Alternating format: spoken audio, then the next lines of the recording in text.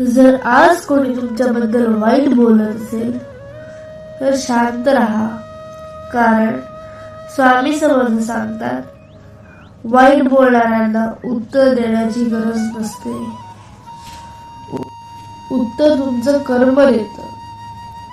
स्वामी समर्थ सगळं पाहत आहेत. जे लोक तुमच्या विरुद्ध बोलतात ते तुमच्या मार्गावर नाहीत, ते तुमच्या मागे आहेत.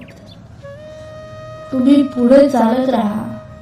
स्वामी समर्थ तुमच्या रक्षेसाठी पुरेसे आहेत. फक्त मनापासून म्हणा, श्री स्वामी समर्थ.